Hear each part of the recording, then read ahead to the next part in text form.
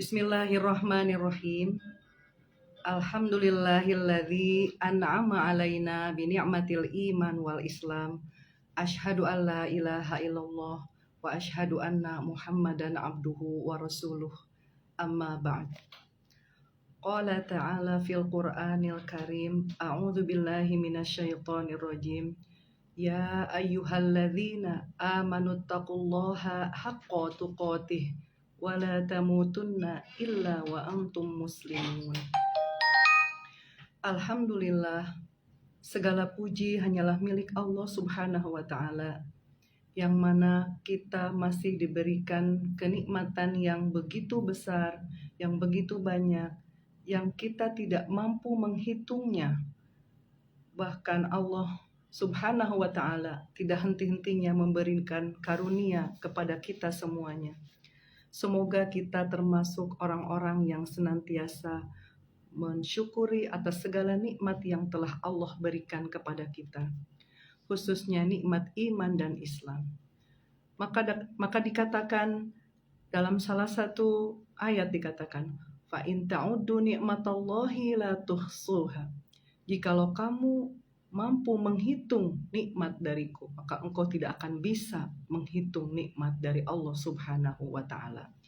Maka sejatinya manusia itu terus memanjatkan syukur kita kepada Allah Subhanahu wa Ta'ala atas nikmat yang tidak pernah berhenti Allah berikan kepada kita.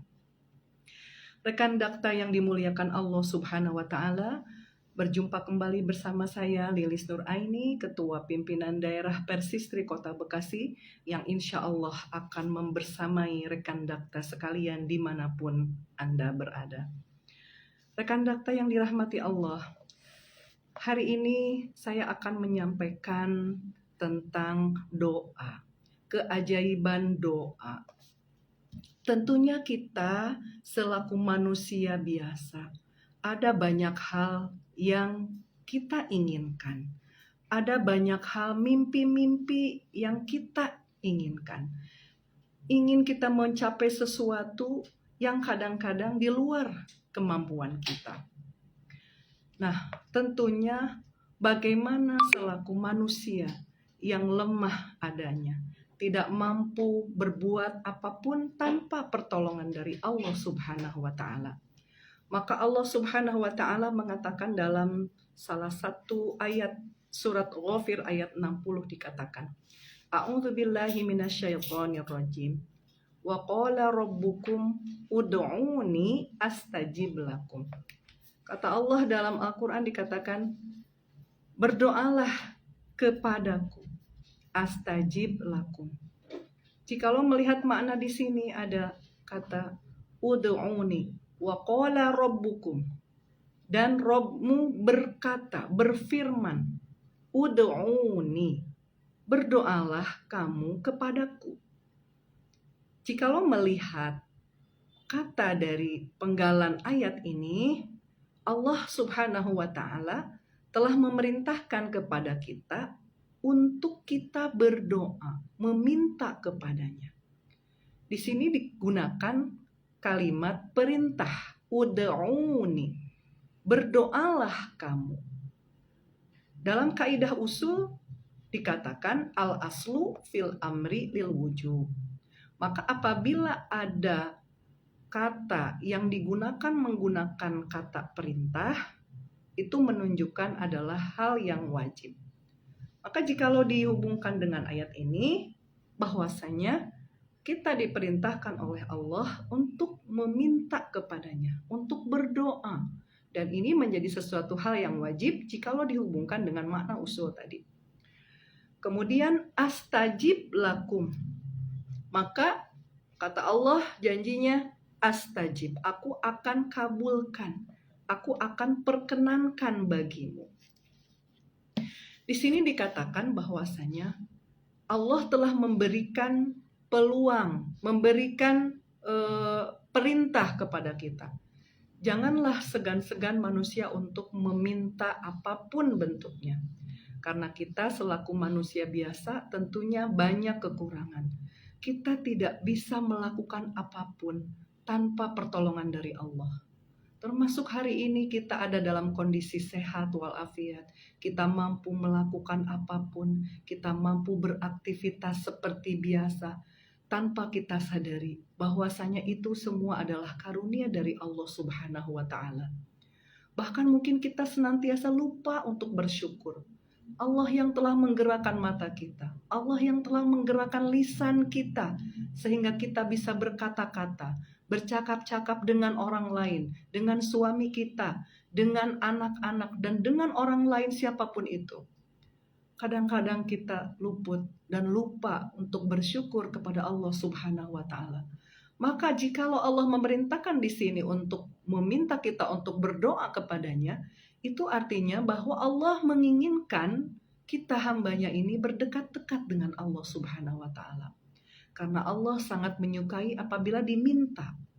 Berbeda halnya dengan manusia. Kalau seandainya kita banyak meminta kepada sesama manusia, sekalipun itu teman kita, sahabat kita, bestie kita sekalipun, kalau seandainya permintaan itu sering kita mintakan kepadanya, tentu dia akan merasakan jenuh, bosan, dan bahkan mungkin cenderung akan meninggalkan kita. Karena saking banyaknya kita meminta kepadanya.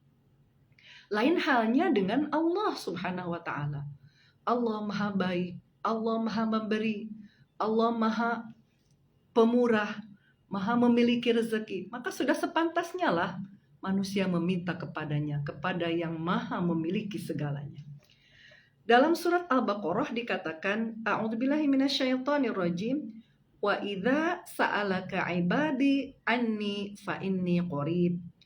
Kata Allah dalam Al-Quran surat Al-Baqarah ayat 186 dikatakan, apabila hamba-hambaku meminta ibadi anni kepadaku, dan apabila hamba-hambaku bertanya kepadamu wahai Muhammad tentang aku, maksudnya tentang Allah Subhanahu wa taala, fa inni qarib, maka katakan wahai Muhammad, wahai Rasulullah, maksudnya pada saat turunnya ayat ini kepada Nabi Muhammad SAW dikatakan, sampaikan kepada hamba-hambaku bahwa ini qarib, bahwa aku ini dekat. Ujibu da'watad da'i idza da'ani. Lalu aku akan kabulkan permohonan orang yang berdoa apabila ia berdoa kepadaku.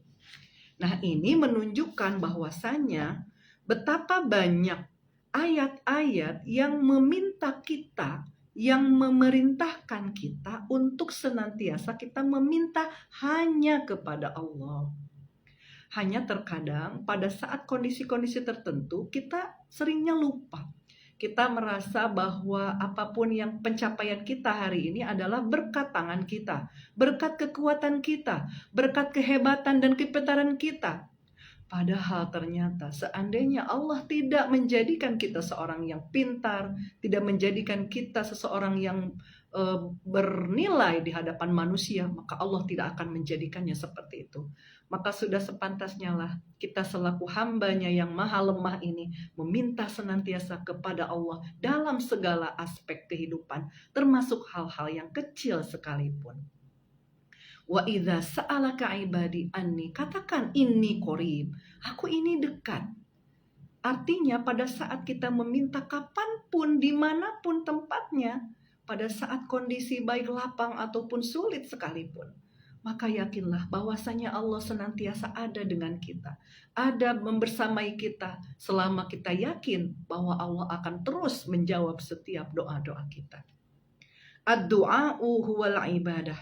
Bahwa doa itu adalah ibadah, yang menunjukkan bahwasanya apabila ibadah itu adalah artinya secara bahasa adalah abada ya'budu, menghambakan diri.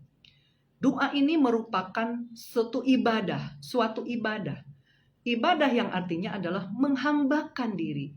Pada saat seseorang manusia dia meminta kepada Allah, hakikatnya dia sedang menghambakan dirinya kepada Allah Subhanahu wa ta'ala. Dia sedang menghinakan dirinya. Dia sedang menundukkan hatinya, dirinya, jiwa raganya. Bahwasanya kita tidak memiliki apapun tanpa semuanya diberikan oleh Allah Subhanahu wa ta'ala. Maka apabila seseorang berdoa kepadanya, maka itu adalah termasuk dengan ibadah. Rekan dakta yang dimuliakan Allah Subhanahu wa ta'ala, kemudian dikuatkan juga oleh hadis lain adalah afdholul ibadati ad-du'a. Ibadah yang paling utama adalah doa.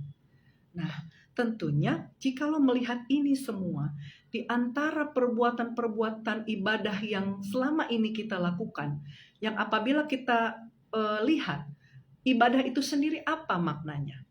Ibadah ini terbagi dua. Ada yang disebut dengan ibadah mahdhoh, ada ibadah ghair mahdhoh. Ibadah mahdhoh adalah ibadah yang sudah ada ketentuannya, sudah ada takarannya, waktunya, sudah jelas ketentuan-ketentuannya. Seperti misalkan pada saat kita melaksanakan sholat subuh, katakanlah seperti itu. Sholat subuh sudah diberikan contohnya oleh Rasulullah SAW. Banyaknya 2 rakaat, waktunya adalah sebelum fajar, kemudian sebelum fajar, dan itu dilaksanakannya adalah 2 rakaat saja. Tiba-tiba kita merasa bahwa 2 rakaat itu terasa kurang bagi kita. Karena kita baru saja terbangun dari tidur kita, dan kita merasakan badan kita yang bugar, kita mampu sebetulnya untuk melaksanakan lebih dari 2 rakaat. Namun karena sudah ketentuan yang dicontohkan oleh Rasulullah SAW bahwa sholat subuh itu hanya 2 rakaat, maka kita sudah harus mengikuti ketentuan tersebut. Kita harus taat apa yang sudah dicontohkan oleh Rasulullah SAW. Dan itu merupakan salah satu contoh ibadah mahdhoh. Ibadah yang sudah ditentukan waktunya dan takaran-takaran lainnya. Rekan dakta yang dimuliakan Allah. Kemudian yang kedua adalah ibadah ghair mahdhoh, yaitu ibadah yang tidak ditentukan. Artinya seluruh yang kita lakukan, yang kita perbuat, hakikatnya akan menjadi ibadah apabila kita laksanakan sesuai dengan yang benar. Contoh, pada saat kita bermuamalah dengan orang lain, pada saat kita bertemu dengan orang lain, kemudian kita mengucapkan salam, kemudian memberikan senyum terbaik dengan ikhlas dan tulus dari hati kita, maka itu merupakan ibadah ghair mahdhoh. Ibadah yang tidak ditentukan bagaimana, dengan siapa kita harus memberikan kebaikan tersebut. Nah, artinya hayatuna kulluha ibadah. Seluruh hidup kita akan jadi ibadah manakala segala sesuatunya adalah mengandung makna kebaikan dan makna kebenaran. Pada saat kita melakukan bermuamalah dengan orang lain, kita ucapkan salam. Ada dalam hadis, apabila bertemu muslim sesama muslim lagi, maka kita harus mengucapkan salam. Idza laqitahu fasallim alaihi. Maka apabila engkau bertemu dengan sesama muslim lainnya, maka ucapkanlah salam. Nah, ini tentunya sesuai dengan apa yang dicontohkan oleh Rasulullah SAW. Kemudian selain kita mengucapkan salam, kita pun dengan memberikan senyum terbaik dengan ikhlas kita. Dan itu akan jadi ibadah dan sedekah tentunya. Ibadah pada saat kita ikhlas melakukannya, dan sedekah dan menjadi kebaikan manakala kita melakukannya dengan tulus dan ikhlas. Dan ini adalah menjadi satu hal, contoh kecil ibadah yang bisa kita lakukan kapanpun dan dimanapun adanya.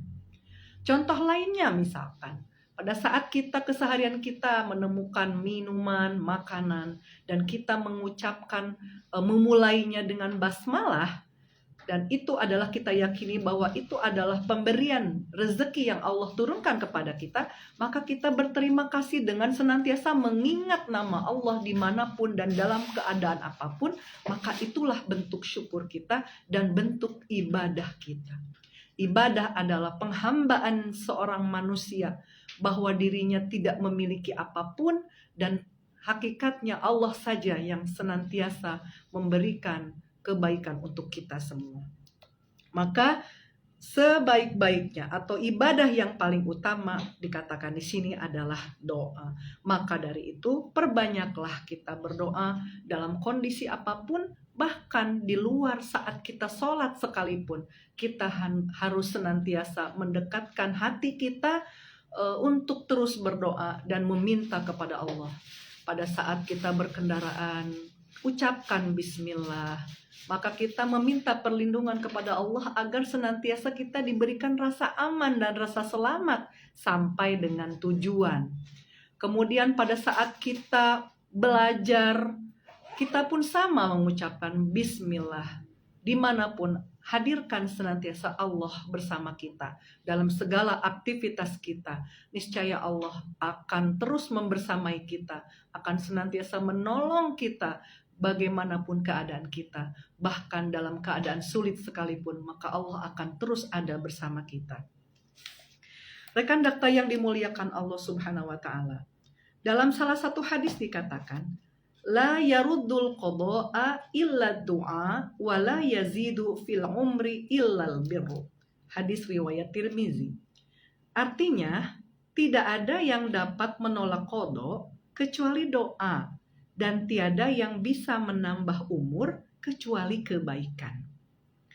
Artinya, pada saat kita memanjatkan doa, hakikatnya manusia itu sudah ditentukan qada dan qadarnya. Takdirnya sudah ditentukan sejak kita sudah ada di Lauhil Mahfuz. Hakikatnya semua manusia itu sudah memiliki takdir dan ketetapannya masing-masing. Akan tetapi ada halnya doa bisa merubah takdir.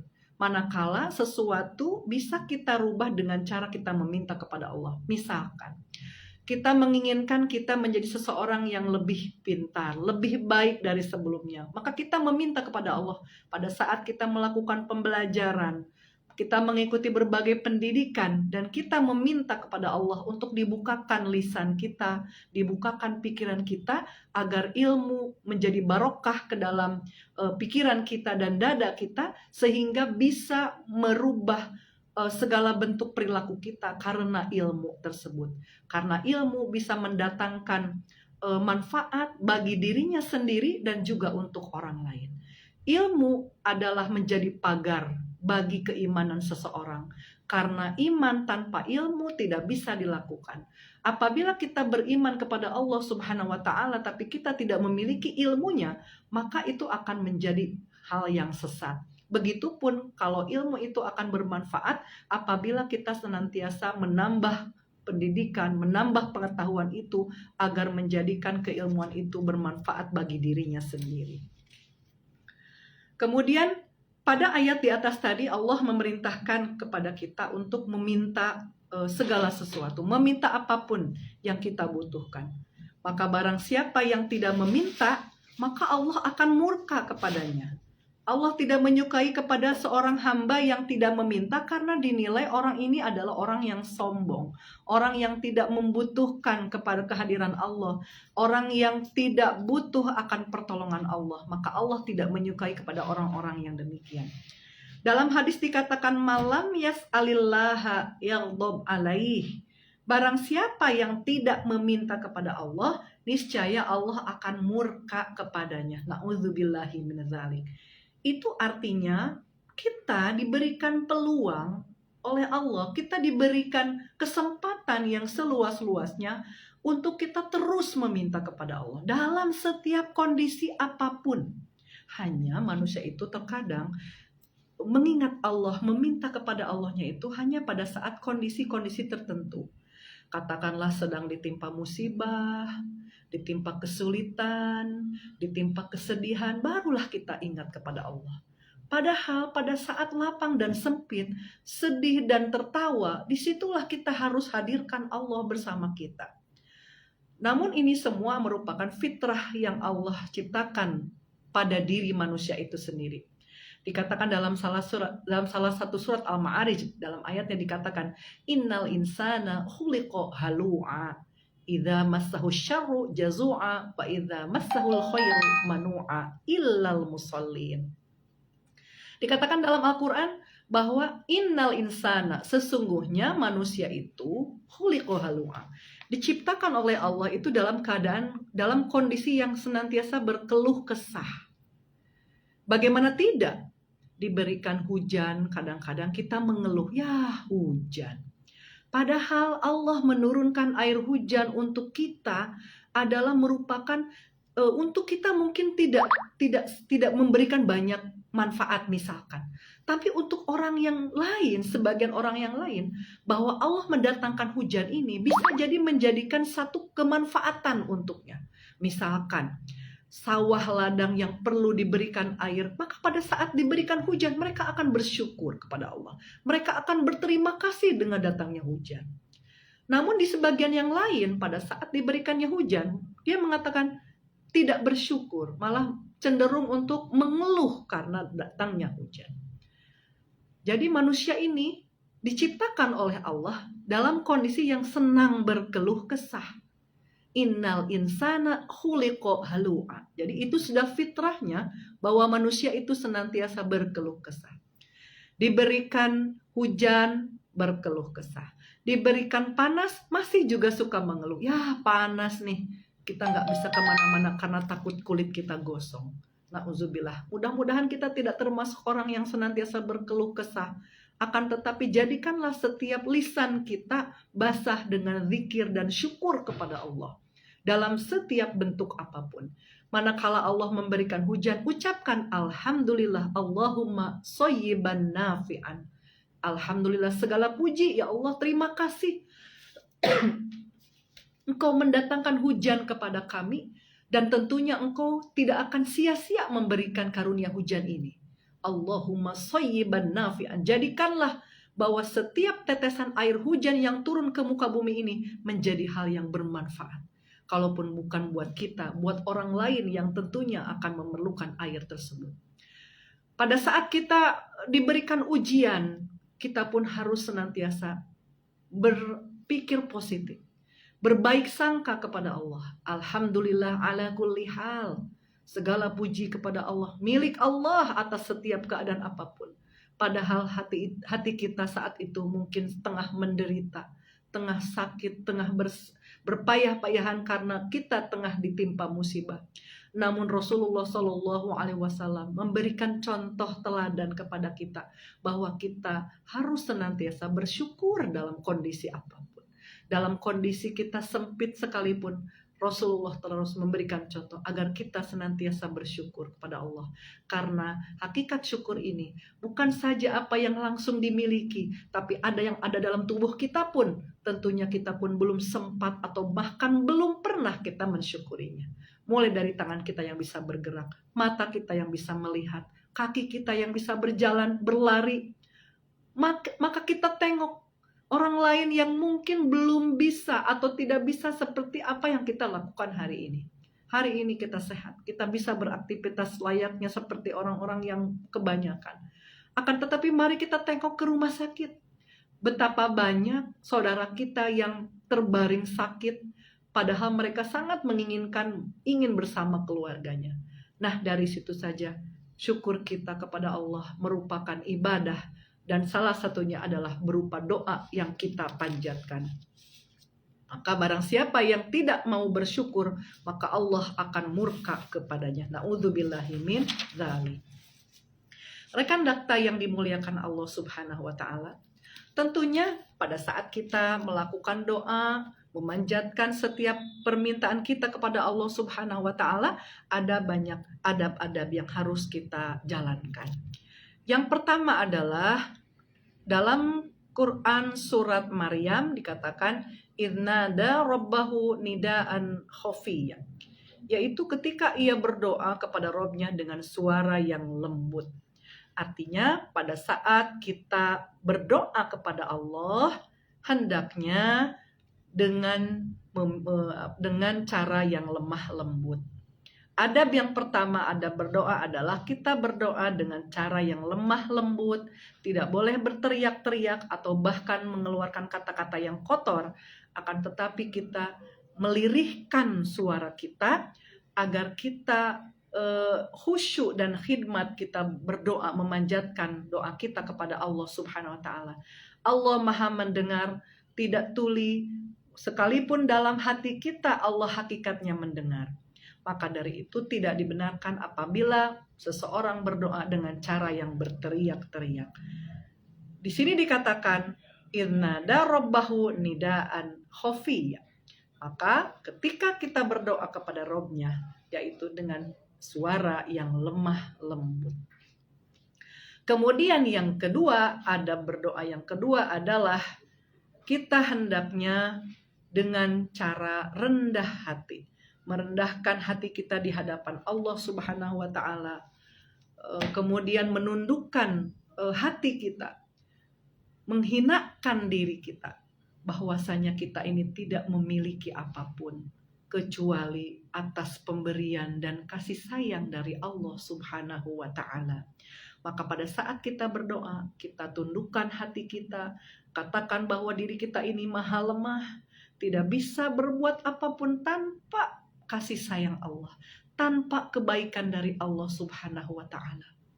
Maka dalam hadis dalam surat Al-A'raf dikatakan, "Ud'u rabbakum tadarruan wa khufyah, innahu la yuhibbul mu'tadin." Berdoalah kepada Rabb-mu dengan merendahkan hatimu dan suara yang lemah lembut. Sungguh Allah tidak menyukai orang-orang yang melampaui batas. Di sini dengan jelas-jelas ditegaskan bahwasanya kita selaku manusia yang lemah adanya, kita memohon kepada Allah dengan hati yang tulus, kemudian merendahkan diri kita dan mengatakan pada diri kita bahwa kita sangat membutuhkan pertolongan Allah. Tanpa pertolongan Allah, kita tidak ada apa-apanya. Tanpa kebaikan dari Allah, kita tidak ada gunanya. Maka dari itu kita senantiasa memohon kepada Allah atas apa yang kita lakukan, apa yang kita perbuat, apa yang kita ucapkan, agar senantiasa terjaga lisan-lisan kita dari perkataan ataupun perbuatan yang buruk.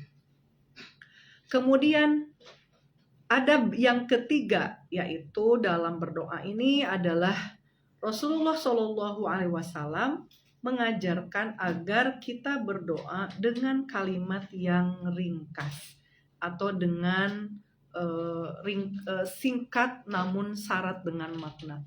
Artinya pada saat kita mengucapkan kata-kata kepada Allah, kita sampaikan bahwa kita memiliki menginginkan sesuatu yang kita harapkan.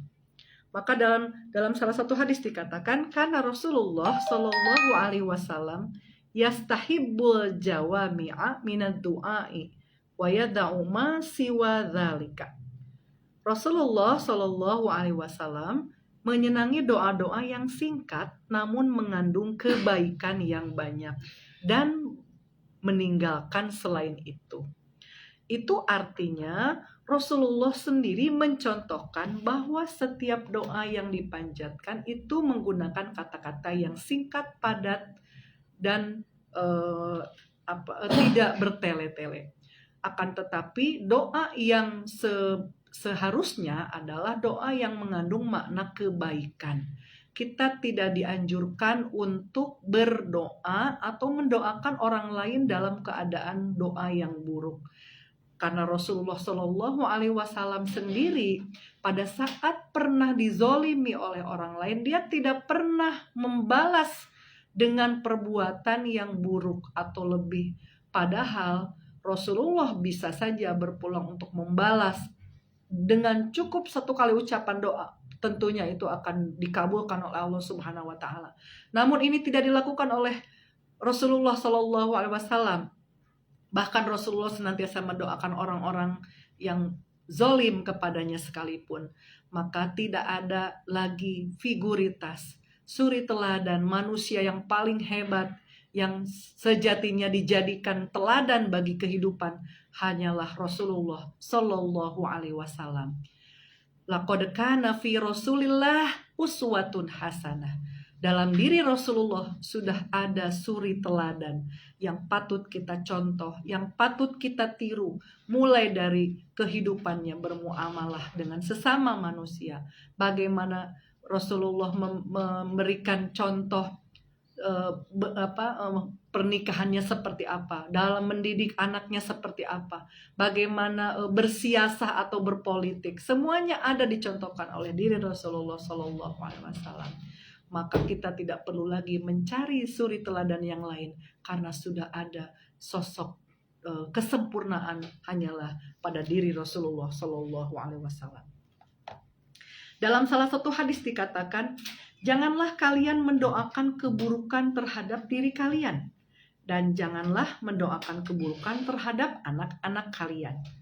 Mendoakan keburukan terhadap harta kalian, agar jangan sampai doa itu bertepatan dengan waktu ketika Allah sedang memenuhi permohonan, sehingga doa burukmu itu benar-benar terkabul untuk kalian. Itu artinya setiap doa yang dipanjatkan oleh kita, semisal kita ingin mendoakan anak-anak kita, karena doa seorang ibu terhadap anaknya tidak terhijab, tidak tertutup sama sekali. Setiap doa yang dipanjatkan seorang ibu kepada anaknya, maka akan dikabulkan dan tidak ada hijab padanya. Maka dari itu, doakanlah setiap kebaikan kepada siapapun, termasuk kepada anak-anak kita, keluarga kita.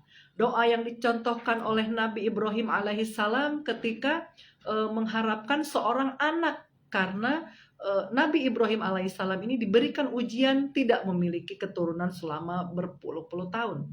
Bertahun-tahun tidak memiliki anak. Maka doa yang dipanjatkannya adalah Robbi habli minas solihin. Ya Allah, berikanlah kepadaku anak-anak yang soleh. Nah, maka ini akan menjadi contoh buat kita pada saat kita ingin mendoakan anak-anak kita. Doa yang lainnya misalkan, Rabbana hablana min azwajina wa dzurriyyatina qurrata a'yun. Rabbana, wahai Tuhan kami, hablana, berikanlah kepada kami, karuniakanlah kepada kami, min azwajina, dari pasangan-pasangan kami. Nah, artinya di sini kalaulah seorang istri yang berdoa, berarti dia mendoakan suaminya, begitupun sebaliknya. Rabbana hablana min azwajina wa dzurriyyatina. Dzurriyyah itu adalah keturunan. Dalam artian di sini keturunan yang bisa langsung kepada anaknya, bahkan turunan ke bawahnya bisa juga cucu-cucu atau cicitnya. Dan itulah yang disebut dengan dzurriyyat. Maka kita mendoakan keturunan-keturunan kita adalah doa-doa yang baik, menjadi anak-anak atau keturunan yang soleh, qurrata a'yun, agar nikmat dipandang, agar menjadi kebaikan pada saat orang melihatnya. Nah, itu adalah doa-doa yang senantiasa dipanjatkan, yang dicontohkan oleh Rasulullah Shallallahu alaihi wasallam. Rekan dakta yang dimuliakan Allah Subhanahu wa taala. Kemudian adab yang selanjutnya, adab dalam berdoa yang kelima adalah kita wajib yakin bahwa kita akan dikabulkan doa-doa kita. Kita harus meyakini bahwasanya setiap doa yang kita panjatkan itu Allah akan mengabulkannya kepada kita. Hanya kadang-kadang manusia ini diliputi perasaan tidak sabar. Kita menganggap bahwa doa ini harus instan dikabulkan. Padahal dalam salah satu ayat dikatakan bisa jadi engkau menginginkan sesuatu itu adalah tidak baik bagimu. Dan bisa jadi pada saat engkau menginginkan sesuatu itu adalah padahal buruk bagimu. Maka Allah lah yang lebih mengetahui kebaikan apa yang tersimpan untuk kita. Maka sejatinya kita selaku manusia biasa yang banyak kebutuhannya, banyak meminta kepada Allah, kita tidak boleh memaksa untuk Allah mengabulkan. Akan tetapi kita mohonkan kepada Allah adalah kalimatnya, ya Allah tunjukkanlah kalau ini adalah baik untukku, maka dekatkanlah. Dan andai kata ini adalah buruk untukku, maka jauhkanlah. Dan itu adalah sebaik-baiknya doa. Dalam hal doa itu bukanlah sesuatu yang memaksa untuk kita melaksanakan atau terlaksana apa yang kita harapkan. Akan tetapi kita senantiasa berharap dan meminta kepada Allah adalah setiap doa yang kita inginkan mengandung makna kebaikan, dan tentunya kebaikan itu tentunya akan mendatangkan manfaat untuk diri kita tentunya. Maka dalam hal ini dikatakan dalam salah satu hadis riwayat Bukhari, "Idza da'a ahadukum fala yaqul Allahumma gfirli in syi'ta urzuqni in syi'ta wal ya'zimal mas'alata innahu yaf'alu ma yasha'u la mukriha lahu." Artinya, jika salah seorang dari kalian berdoa, maka janganlah ia mengucapkan, "Ya Allah, ampunilah aku jika Engkau menghendaki, berilah rizki kepadaku jika Engkau menghendaki." Namun hendaknya ia yakin dalam meminta, karena tidak ada yang bisa memaksanya. Artinya, kita hanya memohon kepada Allah segala kebaikan. Turunkan kebaikan kepada kita, termasuk hal-hal yang mungkin rasa kita baik, tapi belum tentu di mata Allah Subhanahu wa Ta'ala. Maka sejatinya kita dalam meminta kepada Allah tidak memaksanya, akan tetapi mintalah yang terbaik menurut pandangan Allah Subhanahu wa Ta'ala. Karena bisa jadi manusia itu pada saat menginginkan sesuatu, dia hanyalah diliputi dengan hawa nafsu belaka, bukan atas asas kemanfaatan. Akan tetapi bisa jadi karena gengsi, bisa jadi karena orang lain yang ingin dilihat oleh orang lain, dan seterusnya dan seterusnya. Maka oleh karena itu, murnikanlah, bersihkanlah setiap langkah kita, setiap doa yang kita panjatkan adalah senantiasa memohon kebaikan kepada Allah Subhanahu wa Ta'ala. Doa merupakan suatu ibadah yang agung, dan Allah telah mensyariatkan padanya beberapa adab yang dapat menjadikan orang berdoa lebih dekat kepada Allah dan menjadikan doanya lebih cepat dikabulkan. Artinya pada saat Allah menangguhkan permohonan kita, bukan berarti Allah tidak sayang, bukan berarti Allah tidak mengabulkan. Pada saat Allah mengulurkan waktunya untuk kita, hakikatnya kita sudah dikabulkan doa-doa kita oleh Allah Subhanahu wa Ta'ala. Hanya waktunya Allah Maha mengetahui untuk kita. Maka dari itu, pada saat kita menginginkan, tentunya tidak ada meminta cepat dikabulkan.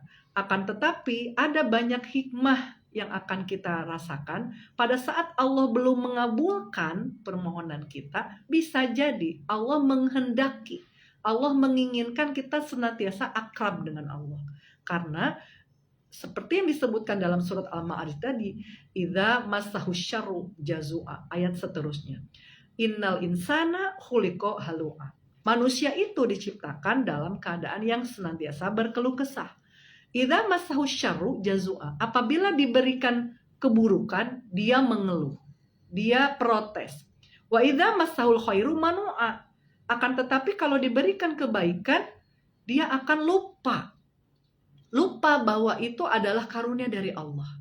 Akan tetapi tidak semua manusia seperti itu, illal musallin, kecuali orang-orang yang sholat saja, yang tidak akan berkeluh kesah, tidak akan lupa manakala diberikan nikmat, tidak lupa manakala dikabulkan permohonannya oleh Allah Subhanahu wa Ta'ala. Maka apa yang harus kita lakukan? Berbaik sangkalah kepada Allah selama kita belum dikabulkan, karena kita yakin doa tersebut akan dikabulkan, namun hanya waktu saja yang akan menentukan kapan kiranya akan dikabulkan doa-doanya kita itu. Hanya kita harus berbaik sangka dan memohon terus kepada Allah, dan Allah sangat menyukai orang-orang yang senantiasa mendekat, memohon terus kepada Allah, karena sejatinya manusia itu adalah makhluk yang lemah, yang tidak berdaya sedikit pun kecuali atas pertolongan dari Allah Subhanahu wa ta'ala. Rekan dakta yang dimuliakan Allah Subhanahu wa ta'ala, itu saja mungkin yang bisa saya sampaikan pada kesempatan kali ini. Semoga kita senantiasa berharap kepada Allah bahwa setiap doa-doa yang kita panjatkan adalah doa-doa yang terbaik, terutama untuk keluarga kita, dan doa yang lebih utamanya adalah terhindar dari siksa api neraka dan dijadikan kita ini adalah bagian dari ahli surga yang Allah janjikan kepada orang-orang yang senantiasa beribadah dan mendekatkan diri kepada Allah Subhanahu wa ta'ala. Salah satunya adalah dengan memperbanyak berdoa. Rekan dakta yang dimuliakan Allah Subhanahu wa ta'ala, semoga kita pun termasuk orang-orang yang senantiasa memberikan kebaikan untuk orang lain, dan semoga bermanfaat untuk diri saya khususnya dan umumnya untuk rekan dakta sekalian. Terakhir ingin saya sampaikan di sini bahwa kami dari pimpinan daerah Persistri Kota Bekasi bekerja sama dengan Persis dan juga badan otonom yang ada di lingkungan Persatuan Islam, insya Allah akan melaksanakan tablik akbar pada tanggal 23 November bertempat di Islamic Center bersama Ustadz Irfan Firmansyah yang akan menyampaikan parenting, ya, yaitu bagaimana mendidik anak menjadi pribadi yang berkarakter. Kemudian di tanggal 30-nya juga kami akan melaksanakan praktek manasik haji. Ini pun sama kerjasama antara Persatuan Islam dan juga Persatuan Islam Istri dan badan otonom yang ada di lingkungan Persatuan Islam Istri yang akan melaksanakan praktek manasik haji.